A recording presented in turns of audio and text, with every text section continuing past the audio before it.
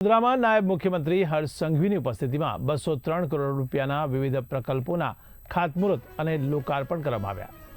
મુખ્યમંત્રીએ આ પ્રસંગે જણાવ્યું કે અનેક ભેટો પ્રોજેક્ટ સ્વરૂપે વડોદરામાં આપવા માટે મને મોકલવામાં આવે છે। એક અંદાજ મુજબ 2047 સુધી 70% સુધી લોકો શહેરોમાં વસતા હશે, તો જેમ ભારણ વધશે તેમ સરકાર વધુમાં વધુ સુવિધાઓ પણ આપશે। ડેપ્યુટી સીએમએ પાલિકાના વખાણ કરતા લોકોએ ઉત્સાહ બતાવ્યો ન હતો, જેથી સભાગૃહમાં બેઠેલા આ નીરસ લોકોને જોઈને તેમણે ટકોર કરી કે ઘર હોય ત્યાં સમસ્યા તો રહેવાની જ। આજે ગલીએ ગલીએ ટીકાકારોની સંખ્યા વધી છે। ટીકાકારો જો ક્યારે તમારી સામે આવે તો એને તમારું કામ આપજો। સમાજનું ભારણ ઉઠાવે, એને થકવી દેવો કે બચાવી દેવો એ હવે આપણે નક્કી કરવાનું છે। ચૂંટાયેલા પ્રતિનિધિ સ્ટેજ પર બેસે તો ગાળ સાંભળવી પણ પડે। ટીકાખોરી એ તો સફાઈ કર્મીઓને પણ છોડ્યા નથી તેમ કહી વિપક્ષ પર તેમણે આકરા પ્રહાર પણ કર્યા હતા। વડોદરા શહેર માટે એક ખૂબ જ મહત્વનો પ્રોજેક્ટ,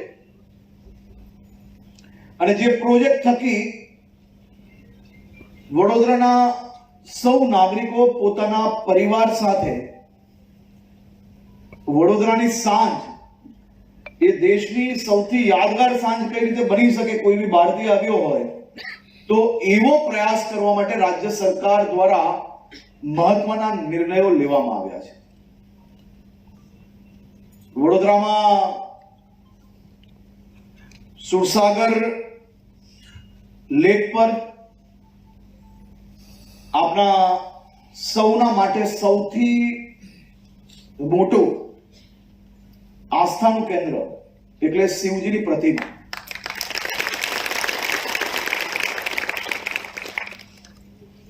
અને વડોદરાના સૌ નાગરિકો માટે